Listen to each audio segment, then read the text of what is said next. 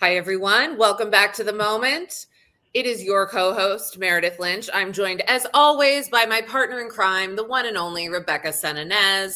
We also have a very special guest here today. So excited to have her join us. I would call her friend of the show, friend in real life.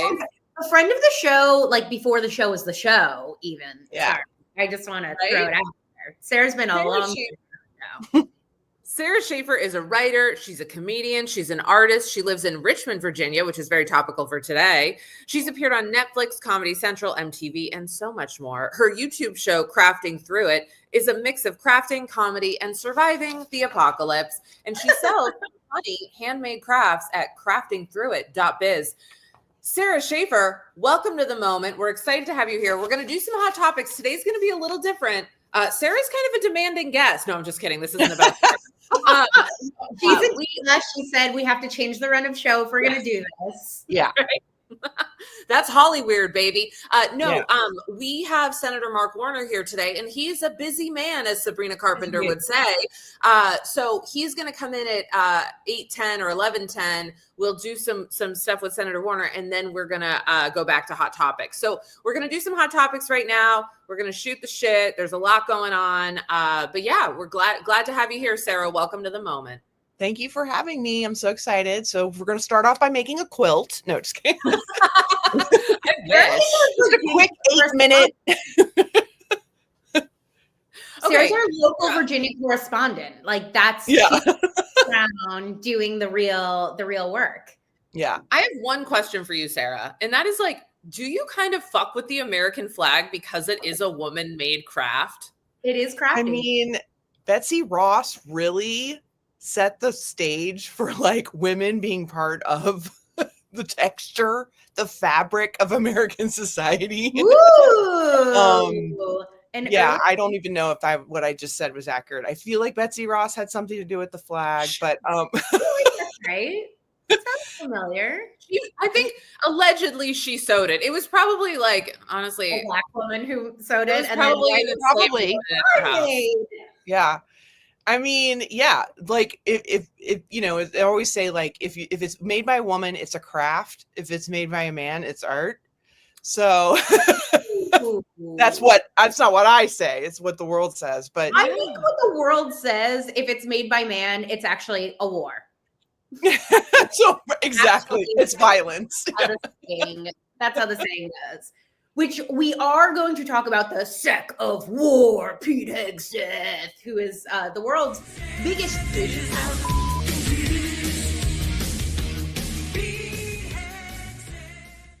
His everything song in my heart and mind. I will never not hear that song when I think of him. We're going to talk about with Mark Warner. But before we get into that, Halle Berry was at the DealBook Summit this week with Andrew Ross Sorkin, and she gave a really impassioned speech about aging women, menopause. By the way, I saw her filming down the street from me maybe like 3 months ago, and I know this is absolutely the opposite point she's trying to make in the talk we're about to watch a clip of, but like she looks amazing. Like it is like, you know, like there are some people that you see in the world and you're like, we're all sketched in pencil. And then you see people and you're like, that is a person who is drawn in magic marker. Like she pops. She looks amazing.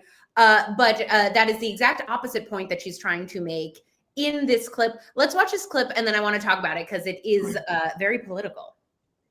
Illinois just became the first state to mandate coverage for HRT, which is hormone replacement therapy. But yes, that's something to, absolutely. But the opposite of that, back in my great state of California, my very own governor, Gavin Newsom, has vetoed our menopause bill, not 1, but 2 years in a row. But that's okay, because he's not going to be governor forever. And with the way he's overlooked women, half the population, by devaluing us in midlife, he probably should not be our next president either. Just saying. Oh, shit! She came for the smoke with Gavin Newsom. Yeah. I feel like she's Gavin Newsom needs to get that Halle Berry endorsement if he wants to move forward, because she's perfection. And she's perfection. Like, I don't understand why he would veto that. Like, I was shocked to hear that. I was shocked to hear it too. I wonder, okay, this is my question for the gang this morning is, do you think she actually did something really smart there where she's going to basically pressure him? He has like, you know, a year and a half probably to like get his platform together before he's like actually running for president. Do you think that she did that to be like, hey, call me. Why aren't you calling me back? Yeah. Like, what do you think? Is she being really savvy, or did she just say like, today I choose chaos? Well, I read the bill. Of course she did. My partner in crime. Tell us what the bill says. Well, here's the thing. Anytime I read one of these, I'm like, how in God's name did I even graduate from undergrad? Because like they are complicated. And I think what he's going to argue, not agreeing with it, what he's going to argue is it also had like some, I believe it had some things in it of like additional training that doctors would have to do. And I'm like not disagreeing with that, but like it's a lot more complex than just approving HRT. And so he's going to come back and he's going to go, this is a rebuttal. I'm not saying I agree with it. The rebuttal is going to be, yes, we have to do something for women and menopause and all this kind of stuff, but not this. This is a bad bill, and there's got to be a better way to do this. And so that's what he's going to say about this bill, because it isn't as simple as just like, yes, HRT. It's a little more complex, but I was like, these, yeah. Right? Like, go off, Halle Berry. Like, I love this clip. Why do you think, and I'm not saying it's a bad thing, but why do you think menopause is having a moment? Sarah, I want to hear your thoughts.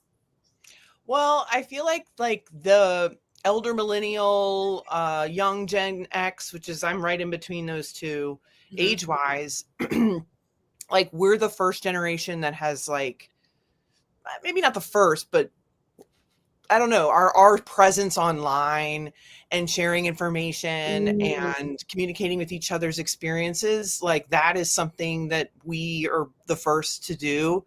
And I think we're looking around going, wait, you know, nobody ever talked about this. It hasn't been focused on, like, you know, we know how to keep, you know, there's a pill that gets a dude an erection for 4 hours. We know at least 4 hours. After that, you need to call the doctor. But like, we don't know anything about menopause, you know, like, and yeah. I watched this whole clip that she did, and she makes a really fair point where she's like, look, it changes our mood. It affects our sleep. It affects our like, she was like, if this were affecting men, we would treat it like an epidemic. We would treat it like COVID-19. And I was like, yeah, fair point. Like men were like, I can't get an erection. We were like, get them a pill, fix it immediately. You know, like, okay.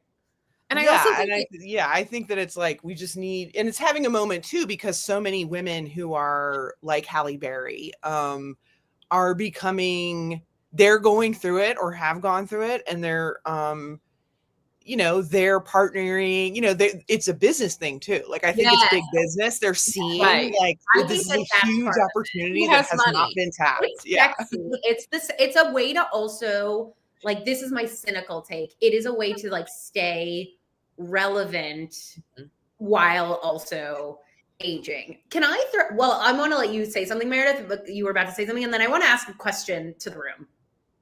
Well, I mean, I think it's just interesting because I also think that we're the first, like Gen X and millennials are the first generation who really talked openly about periods, and we were raised around more culture, even though I feel like there was still a lot of, I grew up very Catholic. And so like, there was still some not talking about it, but like my mother told me that like her mom never even told her what it was. Wow. So it's like, I think part of this is the sort of reclaiming of women and their bodies. And I think like, maybe this is a bigger conversation about like all of this stuff, because it's not like menopause doesn't exist in a bubble, right? And so like I think for a lot of go through it, like it's happening, it's coming for all of us. Yeah. Right. Well, if we're lucky, that's the other piece of it, right? Like, you know what I mean? Like my mom didn't even live to go through menopause. So like I don't even know what her menopause experience was like. And Sarah, I know your mom died when you were younger. So it's like, I don't know if you know. And so it's like, we're left to,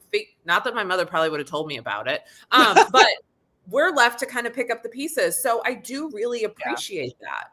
Yeah, my mom died, like she had gone through it, and I don't know how this came about, but we basically linked in our minds that the HRT therapy that she did somehow caused the cancer, which now, now there's all this conversation about HRT and breast cancer risk. So I'm extremely focused on it. Yes. So it's a big thing in my life. Yeah. Mm-hmm. So I now, like you're convincing me that my comment is kind of an asshole comment, but it's still my comment. Fine. Which is that the converse of this, that it's suddenly become such a big thing, and like perimenopause. I'm going to be 37 next month. And so I'm just starting to get into like that phase of life. And when I was younger, I had ovarian cysts, which like were just like a thing. And so now I have all of this perimenopause hypochondria. Everything that happened, every time I don't sleep well at night, every time I'm hot, every time my period is a little bit late, I'm like, is this perimenopause? Am I like running out of time? Do I need to go to the doctor? And I feel like it's like one more thing that I think it's probably because it's suddenly become a thing. I have like a I feel like hyper aware of it in a way that is like not beneficial to my life necessarily. Like it doesn't make me feel like, oh, I feel this like gentle group of people that I'm about to be in. I feel like I'm like one more thing I'm like hyper vigilant about in my life. Is that insane? No. I mean, I think I'm like in the same boat, and I'm 47 and there's definitely stuff happening. I'm like, that ain't right. That's not it. Things have changed, like, but it's interesting because I'm thinking the same thing. And you know what it is? I think it's one of those things. It's like where people go, "Oh, you'll know." When you'll know. Like that. That's so true. You don't have to be a hypochondriac. You're gonna figure it out real quick. You thought you were going through perimenopause. You had no idea. Like it's gonna be one of those. It's like me in 5th grade when I always thought that I had my period, but I didn't have my period in 7th grade. I would go to the bathroom like every 10 minutes. I'd be like, I think it happened. Wait, that's so funny. That's a really funny. I had that. I think all girls had that experience. Yes. And then it was like 4 years later, you were like, oh, that's it. That is definitely a period. That's it. Yeah. Well, I also think though, it's like, there is Meredith Constance is in the chat, and she says that was a deep cut for me. Yeah, like the running to the bathroom. But I also think this goes back to sort of this point that we were talking about before we jumped on, is that like health insurance premiums are going up. And so like I just looked at my own premium, it's doubling. And like that to me, I'm just like, okay, so even just the bare minimum of care that I'm going to need, like, how is that going to stop people from going to the doctor? Yeah.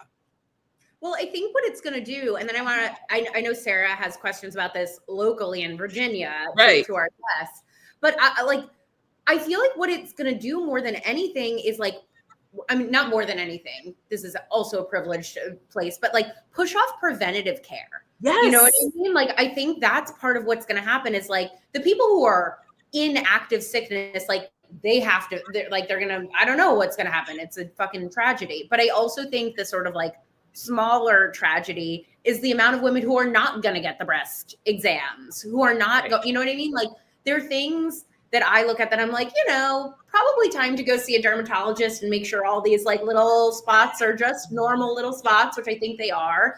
But like I probably will put that off because like I'm a freelancer and I can't afford it. It is like the true great shame of this country. I really think that we don't have universal health care. I mean, there's a lot of things, but I went to the dermatologist a few months ago, and do you know what I was told? I was told that I am something called patient presents significantly younger than age. And ever since you told me this, I've been like, oh, that's the best compliment. But like, because I'm insane, I had to look up, like, is this a real thing, right? And so, like, it was mentioned once in, like, the 1992 New England Journal of Medicine or something. So I was like, it stands. It's a thing. It's a diagnosis. Yeah. I also feel like that's one thing that I will say about this this menopause swing, which, you know, there's a lot of things that are great about it, but there is something for me that's really hard about seeing Halle Berry on a stage looking as phenomenal as she does, saying we shouldn't have to look 35 forever, because I'm like, babe, you look 35 and like you had a lot of plastic surgery, which is fine, which is totally 100% like, you know, whatever. But it's really hard to hear women being like, we shouldn't have to look like this forever, when it's like, you're the person that I'm looking at that makes me really afraid to age, because I don't know if I can afford to age like Halle Berry and look 35 forever. And that's a super bummer, you know? I do appreciate like Julia Louis-Dreyfus, whose face has actually aged. And I'm like, oh, I remember when you looked younger and now you don't look younger. And that's okay. And, you know, anyways, that's yeah. Well, you know what? He's got 3 daughters. So I think that our next guest is uniquely prepared to meet with us, okay? Senator Mark Warner is a Democrat who's represented Virginia in the U.S. Senate since 2009. He currently serves as vice chairman of the Senate Select Committee on Intelligence and sits on the Finance, Banking, Budget, and Rules committees. Before Senate, he served as governor of Virginia, and he's now announced he's running for Senate re-election. Senator Warner, welcome to the show. Well, thank you. And I got to just say, Halle Berry's got nothing on you ladies. Oh, thank you. You heard it here first. You know, that's why, like, you know, and Louis-Dreyfus, you know, aging with grace, but you guys are not aging. And I think you all have. How about this for pure sucking up? You know, you all aren't much younger. This is what a girl dad knows how to do. He knows. That it's like, listen, as a dad with 3 daughters in their 30s. Yeah. Oh, she's one of us. I kind of can live with, yeah. And as somebody who also feels like there is no, you know, even as a guy, there is no reason you shouldn't do everything you can to try to look younger. So. Yeah. That's politics, baby. Yeah, I'm not going to go into all of the grooming tips though, but you know. So. Well, we got questions. We have questions. It's grooming tips. You know, we'll get into it with you, and then we'll come around for some questions, because I have some questions for you first about Secretary Pete Hegseth. We're gonna transition real quick. Oh, right? There's like what? This is like no foreplay at all. We're going from beauty tips. We're going from beauty tips to Pete Hegseth. Oh my!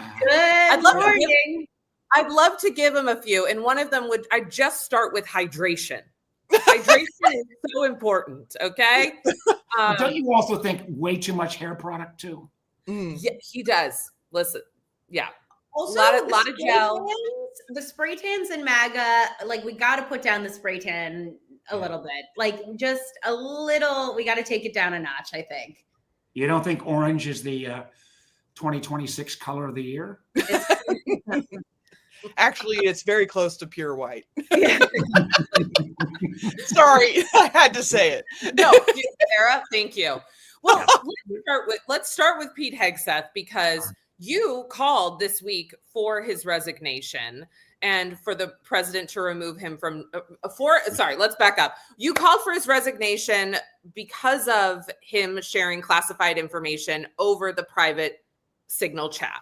So I'm curious to know, this happened, like, I felt like this was like a blast from the past, because I was like, this feels like it happened decades ago with the Signal chat. So I guess our question for you is, why now are we calling for his resignation? But Meredith, it's not new. This is not breaking news. I called for his resignation back in March. I voted against this, because I knew he was going to be incompetent. The thing, I begged him, to come to Virginia, come down to Hampton Roads, Virginia Beach, Norfolk, and, talk to the sailors and their parents as the pilots are put in harm's way. And the idea that this joker was saying, oh, there's no classified information here. What baloney. And why I renewed the call was because this week the Inspector General came back and said, well, technically he could maybe have declassified that information, but it sure as hell it was classified. And by the way, his actions put troops in harm's way. You shouldn't be Secretary of Defense and be so incompetent that you're putting troops in harm's way. So I called again. I also called for his resignation during the summer when he started firing military leaders for political reasons. I thought he was incompetent when he did, he had the show and tell lecture when he brought all the military leadership to Quantico in Virginia. And, can you imagine Pete Hegseth with his jail teaching people how to fight? And then we got the new thing that's happened this weekend, and I'm sure we'll get to in a minute about the Caribbean boat strikes. This guy is so far beyond his capabilities that it really is dangerous. Well, that's the question, I guess. Do you believe that he has committed war crimes in the Caribbean? There is nothing.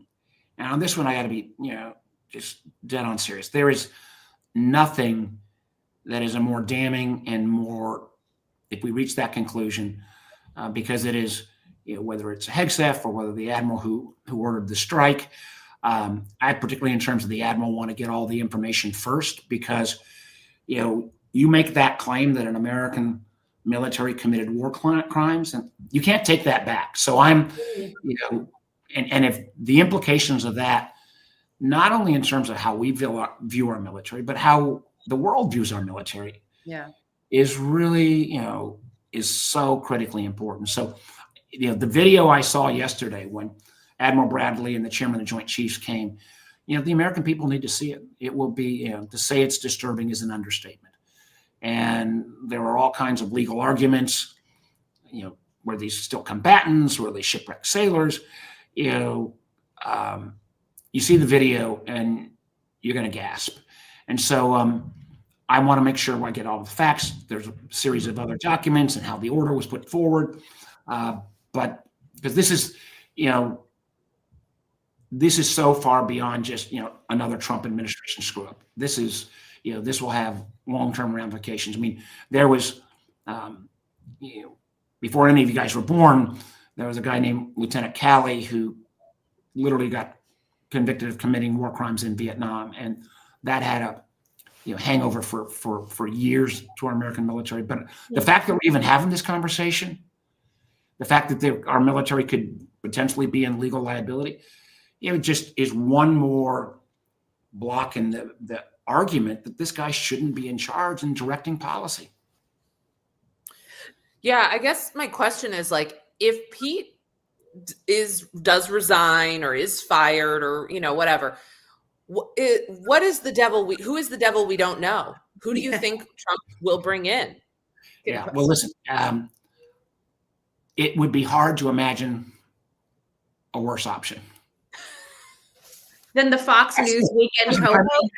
And let me be clear, I also think the same. I've called Tulsi Gabbard, who's the director of national intelligence, who's been firing people left and right just because, the intelligence community wouldn't corrupt their product and, come to a conclusion that the president wants. I've called for her firing repeatedly. I've called, I think you may have seen when I took on your friend Bobby Kennedy when he was so ignorant that he didn't know how many people died from COVID. So there is a rogues gallery of people that should not be in their positions. Yeah.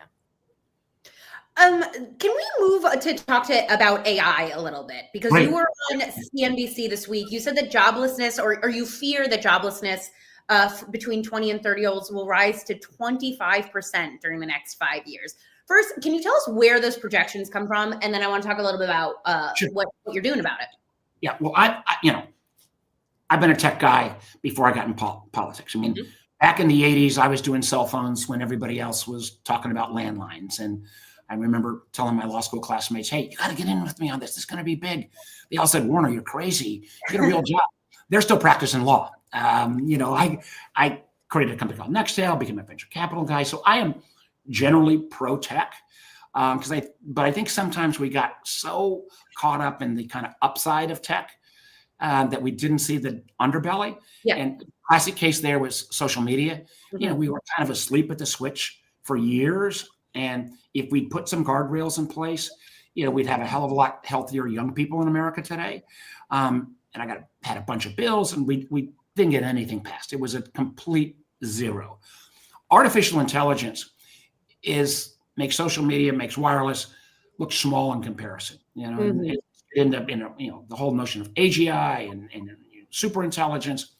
It's coming, and there will be upsides on this. And I even believe that AI will create additional jobs, but there's going to be a gap here.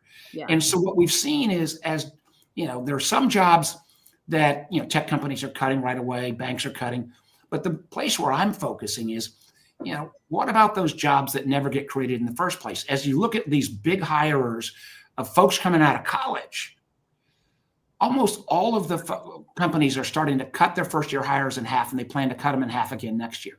And this, where this bears down is we got 9% recent college graduate unemployment. Not just my mind, but there's people, I'm more on the moderately conservative side. The idea that in the next 3 to 4 years, that could go to 25%. Man, that would be an economic tsunami, because it's not only the people coming out of college, but think about all the parents who are going to be pissed off as well, that they went $200,000 in debt to get their kid through college. So my sense here is we need to get the AI tech bros, and they're mostly bros, to kind of, say, okay, guys, you will say government will screw it up if we try to put some, program in place. I'll accept that. So you help figure it out. You do it. Yeah. And you actually help pay for it too. Yeah. And so far, again, don't believe me until I get get it in writing from all of them. But I think the more rational ones recognize that we could have this enormous blowback from populism on the left, populism on the right. And I don't think we should be afraid of technology. We just got to make sure that we keep humans in charge, and we got to make sure that we don't screw up and spread further economic disparity, that you got this small group of people at the top, and then you got folks maybe building the data centers, and where does all the rest of us fit in? And it kind of also goes just very quickly to the point that I'm a Democrat. I want the Democrats to be the future focused party. I think for a lot of young people that say, well, Democrats, you guys seem like the party of status quo.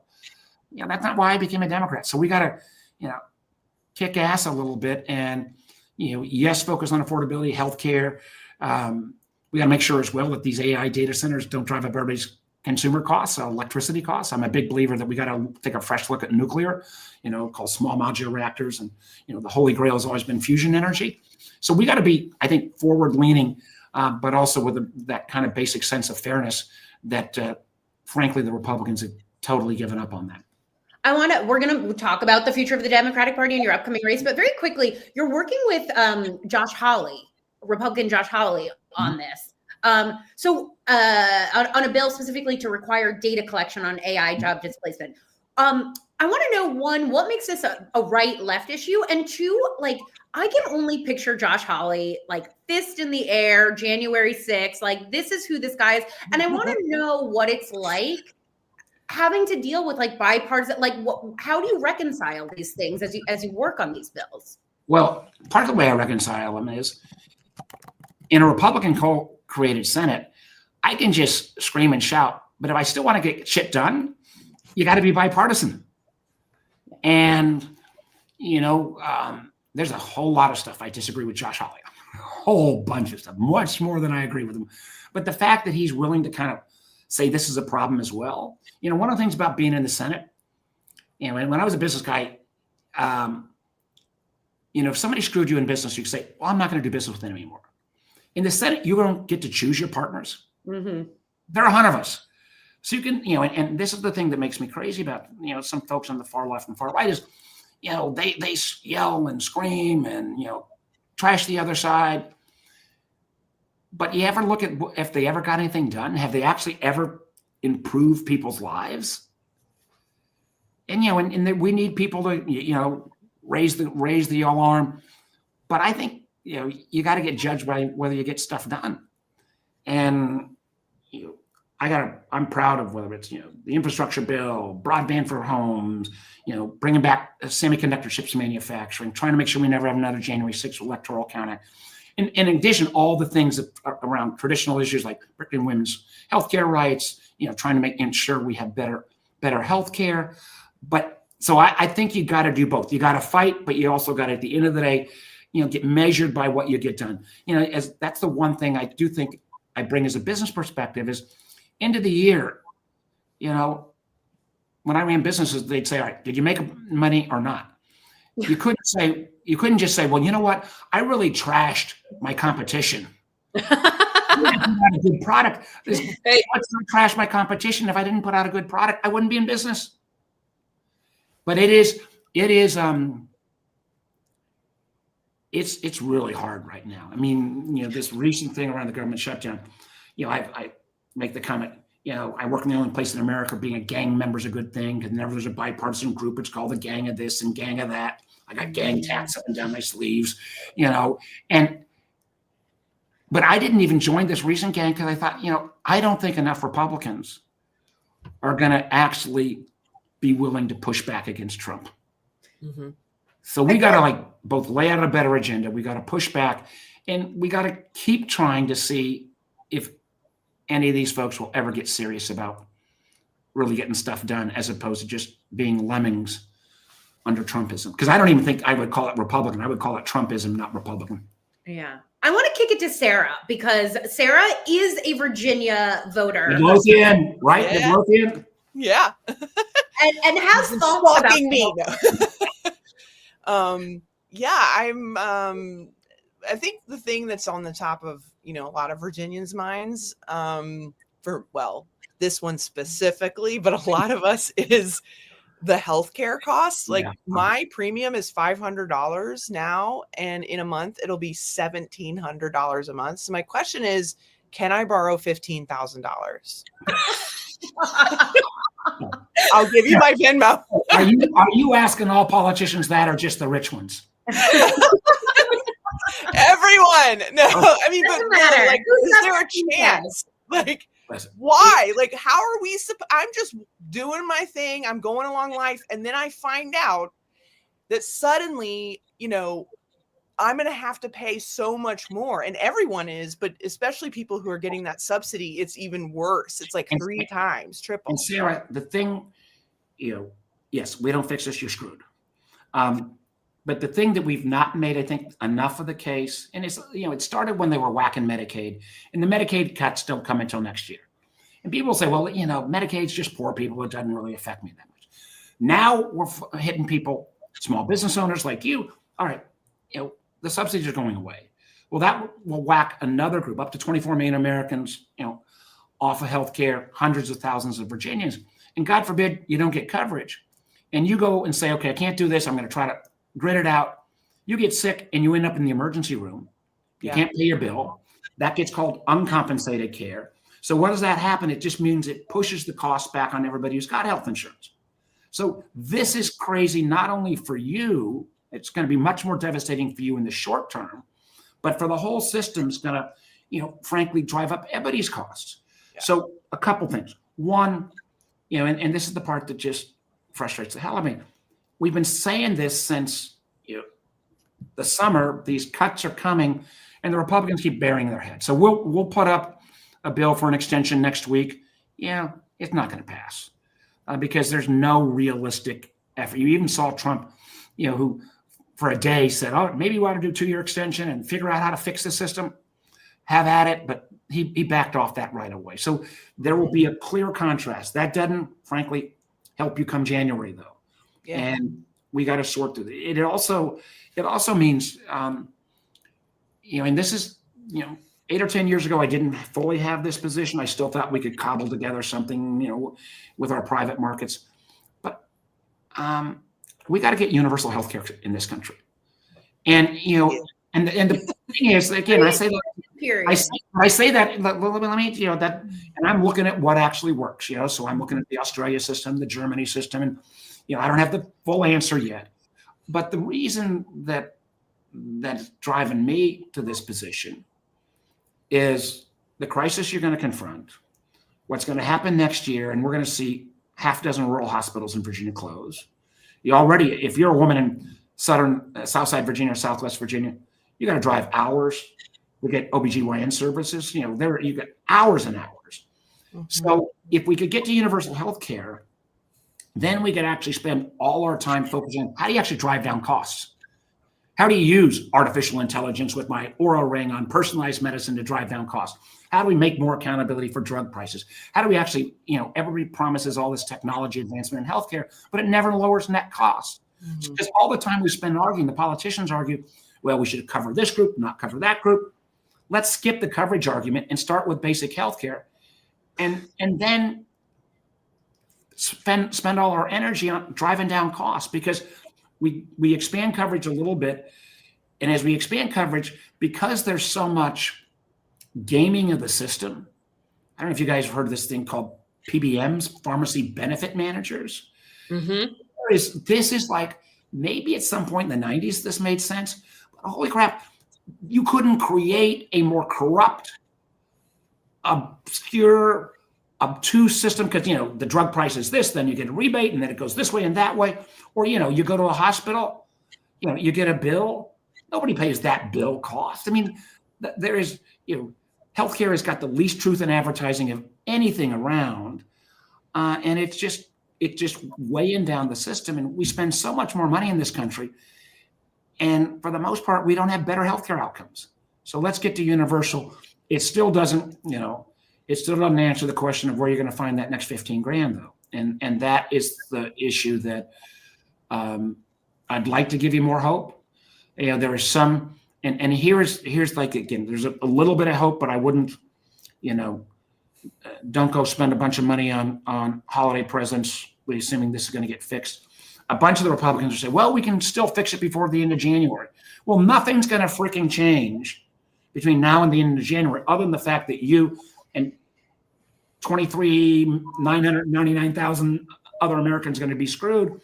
And then the idea that we're going to fix it in January after people have already bought or not bought, it's just, back to a business standpoint, it's stupid, wasted time and dollars to come back and try to retroactively fix something. But, understand it. Well, just one last thing. I'm sorry. We come ahead. Yeah. I know I want to stop. Let's go back to beauty tips. But we could extend it for a year and then say, okay, or a couple years, and then say, if there's crookedness in some of the insurance market about who's getting these rebates or not, fine. But don't put people in this, untenable position that you and a whole lot of other Virginians and Americans are going to go through. Yeah, I don't know anybody who's gaming the system. I know a lot of people like me and Sarah and Meredith who are freelancers, who are working our butts off to make good lives, who are like, hey, I can't afford to figure out whether or not this mole is cancerous or not. One thing, can I just add on that? Just as another thing that I've been pushing for a while with, again, not great results, and this is where I've kind of even, I'm a big supporter of, organized labor, but I've had a difference with them on at least one issue. I think a lot of people think we're going to go back to the 20th century where people work for the same job for 40 years and they work 9 to 5. That is not coming back. No. People are going to put together gigs. They're going to put together independent business. They're going to be a contractor. They may do, again, kind of online work. And, the biggest thing we need, in addition to healthcare, is we got to make sure that every dollar you earn, some benefits are attached to that. Yeah. Not just healthcare, but there ought to be a retirement piece. There ought to be a disability piece. Mm-hmm. And that there ought to be is that as you move from one gig to another, or you shut down one business and start another, those benefits can transfer with you. We need a whole new social contract. The social contract that we put together in the 1930s and 40s was like, okay, we're going to make this deal during World War II and say, we're not going to give you a raise, but we're going to have your businesses give you healthcare, which locks people in. Yes. That model is not working. Yeah. That's the thing is like with all of it, sorry to like, but like if we're going to lose 25% of jobs to AI, those young college kids, they don't even have the opportunity to get healthcare You know, like it's such a full circle. I know we're running out of time, but I know Sarah. This is much more fun than what I have to do next. So like, just take me. Well, our last question is, what's going on with raccoons in your state, man? You know, I'm gonna I said this the other day. You know, my friend of 40 plus years, Tim Kaine, my fellow senator, and you know, he was my lieutenant governor. We met each other at law school, not in the library. You know, I'm going to reveal a classified piece of information to you. Tim Kaine was with that raccoon, and if you see the picture, you know, I think they've got him in a protective services program right now. But if you hand out from that photo of the raccoon on the liquor store floor, oh my God, my buddy Tim Kaine, yeah, he's kind of an outdoors guy. Like he's hiked all of Virginia, he's biked all of Virginia and stuff. But you get out there like a nature lover that much, and you start hanging out with raccoons, wild shit happens. Is that why he ended the government shutdown? I cannot. Those are all classified pieces of Those are information. classified. You can only. We'll have to have you back. I was the chair, now I'm the vice chair of the Intelligence Committee. I know a lot. I also know all the stuff. We won't UFOs, push. UAPs. So, but I will reveal the fact that Tim Kaine was with that raccoon. Good to know. Senator Warner, we hope you'll come back and hang out with us and tell us so much more. Thank you so much for being with us. We everyone go follow Senator Warner. We'll link to running for his re-election accounts in Virginia. Yes. Thank you so much. To the, you know, Halle Berry aspires to be like you guys. We got to get her on the show. We got to Again, get her. kind of like, you know, this is not my first rodeo, so a little bit of. You let your daughters know. You passed the test. They've done a good job training you. Deal. Thank you, Senator Thank Warner. you guys. Bye, Take Senator. care. Thank you. Got my eye on you, bud. All right.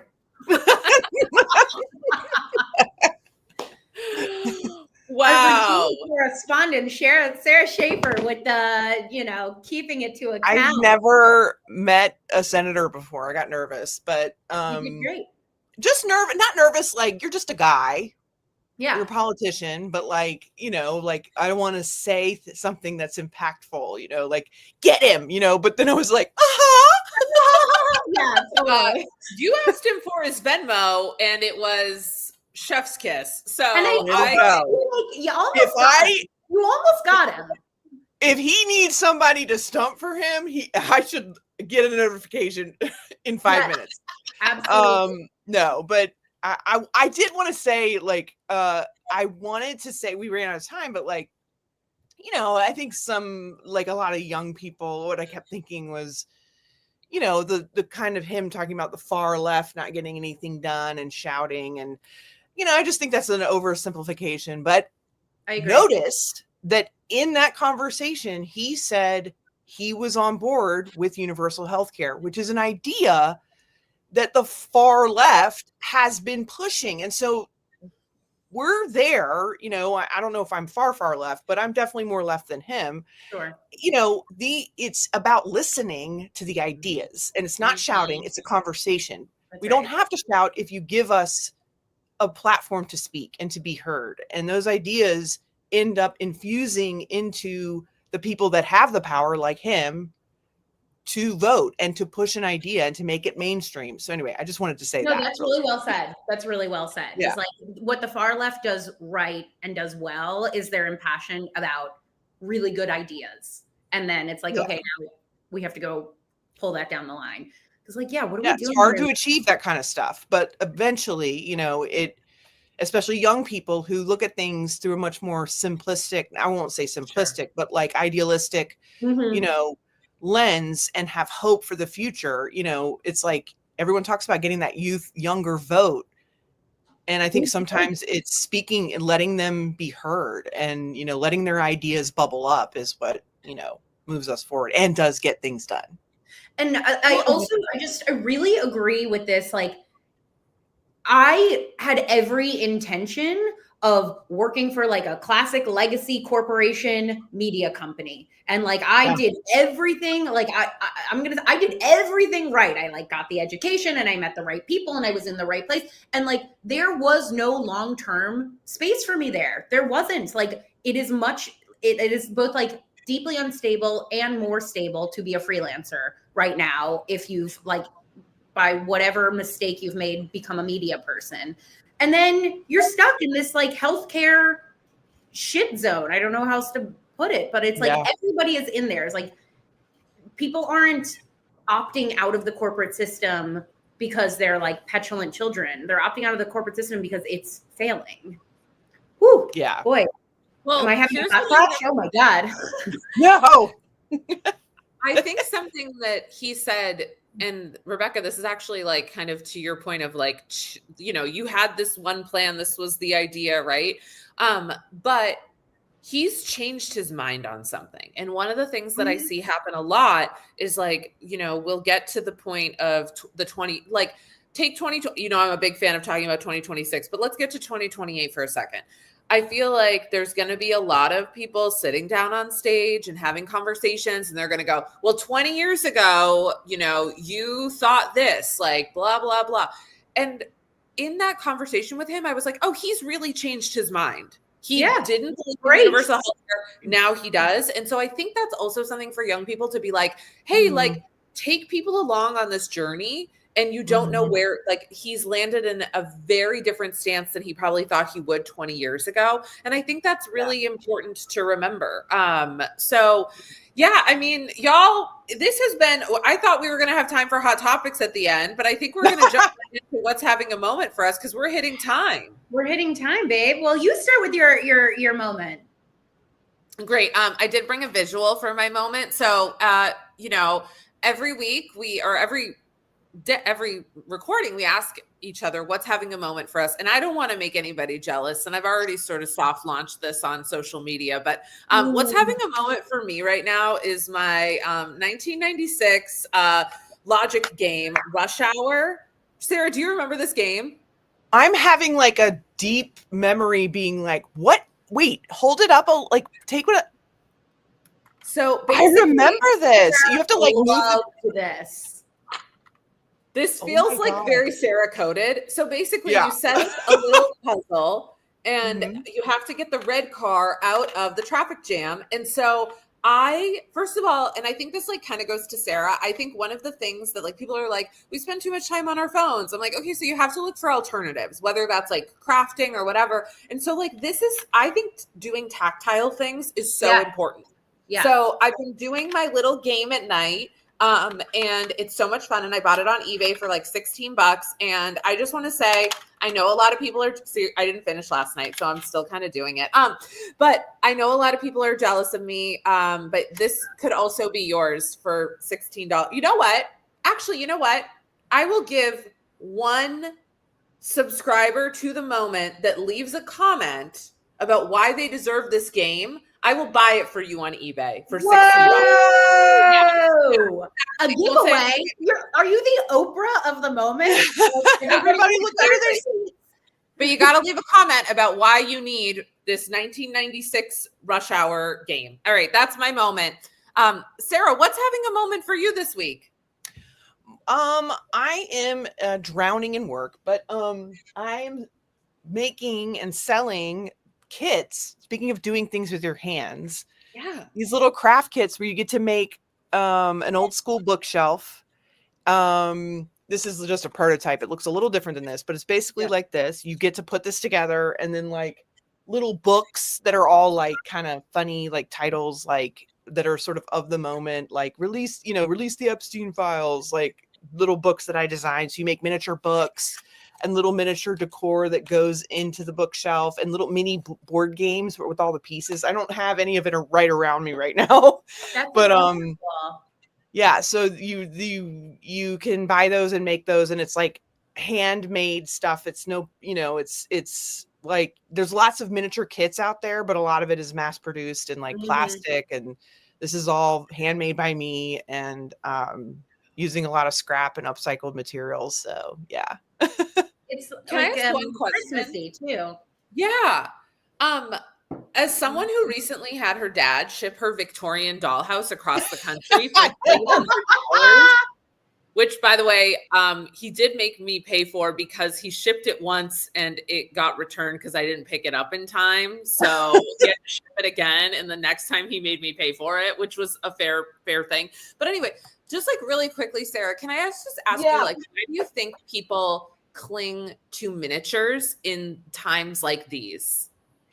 Well, I think I could speak for a really long time about miniatures, but in summary, I say that miniatures are a couple things. They're delightful, they're funny, they're cute. They're cute. It gives you literal perspective on something. Ooh. And now you're in charge. You're in control now. Yeah. You can decorate the house. Healthcare, but I can afford a house. Yeah. I love that. I also have this little miniature file box, Mar-a-Lago file box with files inside. It's an ornament. Mar-a-Lago? Oh my God, that's hilarious. It's that's literally adorable. Like the documents. Like I took pictures of the classified documents. Oh my God. Wait, anyway, that so much. That's what I like to do. I like to do little, funny sort of political / cultural miniatures that aren't just like, just a replica of Victorian, whatever. It's There's a sense of Sarah really came for my Victorian dollhouse. Wait till she sees it set up. When the moment starts doing merch, we need to do a collab. Like with Sarah. Yeah. Oh my God. Let's talk about this. This is a great idea. Yes. Rebecca, what's having a moment for you this glorious Friday? The JD Vance continues to be such a loser. That he is such a loser. Text messages came out in this dump, in their text chain.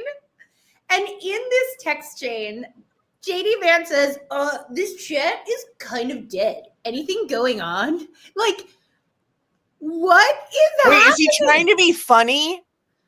Okay, first of all, let's talk about, it's the Houthi PC small group. So it's like, you're talking about the Houthis here, like a rebel terrorist group, so to speak. And then JD Vance, I'm just imagining him, on his couch. Let's look at the timestamp. Rebecca, tell us the timestamp on that too. No. I didn't even notice this. 2:26 a.m. Oh my God.